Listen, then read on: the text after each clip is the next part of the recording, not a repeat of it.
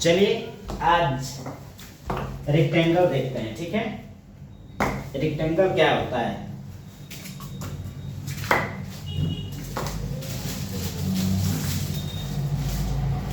Rectangle मतलब आयत।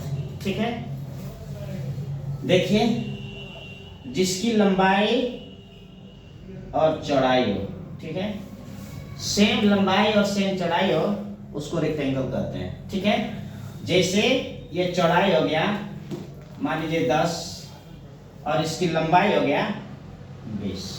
ठीक है, तो एक आयत का क्षेत्रफल होता है, एक फार्मूला होता है, आयत का क्षेत्रफल बराबर, आयत का क्षेत्रफल होता है लंबाई गुणे चौड़ाई।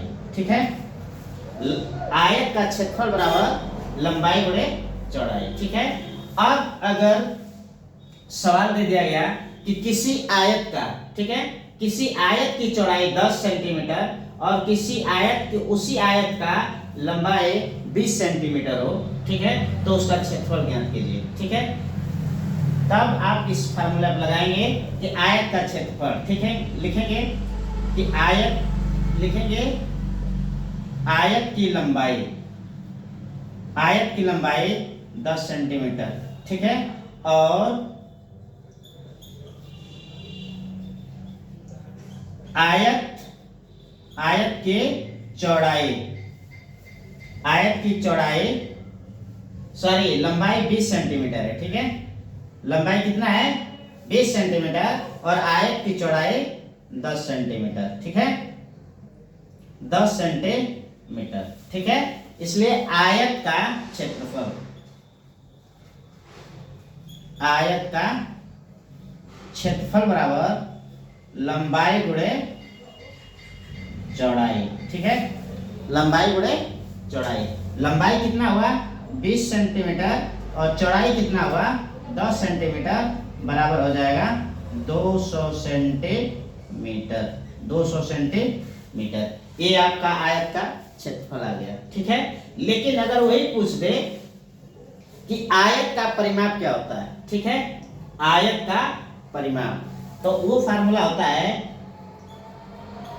आयत का परिमाप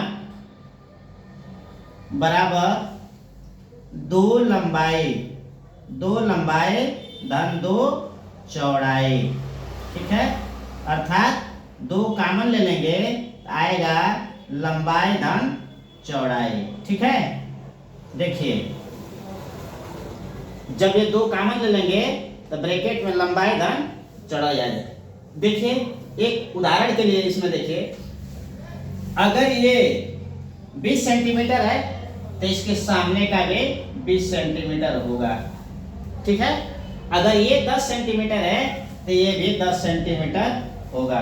तो परिमाप, परिमाप का मतलब जो बाहरी माप। ठीक है, जैसे यहाँ आपने एक कोई भी चीज का खूंटा लगा दिया, कोई भी चीज का यहाँ एक खूंटा लगा दिया, यहाँ एक खूंटा लगा दिया और यहाँ एक खूंटा लगा दिया। ठीक है, अगर बाहरी माप मापते हैं एक रस्सी के द्वारा, ठीक है, तो मान के चलिए ये रस्सी अगर लेके जाते हैं तो यहाँ लेके आएंगे, फिर यहाँ लेके आएंगे, फिर यहाँ लेके आएंगे, फिर यहाँ लेके आएंगे। ठीक है, तो ये बाहरी माप हो गया, मतलब 20 सेंटीमीटर जो एक दूसरी लंबाई हो गया, 20 सेंटीमीटर एक लंबाई और दूसरी 20 सेंटीमीटर। ठीक है, और ये भी चौड़ाई इसका 10 सेंटीमीटर इधर और ये 10 सेंटीमीटर इधर। ठीक है, तो 2 लंबाई हुआ और 2 चौड़ाई हुआ।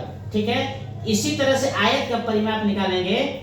ठीक है, तो यही फार्मूला रख लीजिए, 2 लिख देंगे और यहाँ लंबाई कितना है? 20 है और चौड़ाई कितना है? 10 है, इसका गुणा कर दीजिए। ठीक है, 2 का, तो जब मल्टीप्लाई करेंगे तो क्या होगा? 20 गुना के 40 और प्लस 20 मतलब 60। ठीक है, ये 40 और 20 मिला के कितना आ जाएगा? 60, ये 60 सेंटीमीटर। ठीक है, तो ये आयत का परिमाप हो गया और ये आयत का क्षेत्रफल हो गया। ठीक इसी तरह से अगर किसी भी वस्तु का, किसी जगह का, ठीक है, अगर किसी वस्तु का या किसी स्थान का या किसी घर का या किसी प्रोडक्ट सामान का अगर आयत दिया हो, ठीक है, आयत दिया हो और आपको चौड़ाई नहीं दिया हो, लंबाई दिया हो, ठीक है, तो उसको निकालेंगे।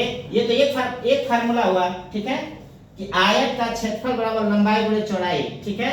लेकिन अगर लंबाई केवल निकालना हो, ये दूसरा फार्मूला लिखा जाएगा कि लंबाई बराबर, ठीक है, लिखा जाएगा आयत बटे चौड़ाई। क्या लिखेंगे? किसी वस्तु का आयत बटे चौड़ाई। अगर तीसरा फार्मूला बना दिया जाए, ठीक है, कि चौड़ाई बराबर अगर निकालना पड़ जाए तो उसके लिए क्या करेंगे?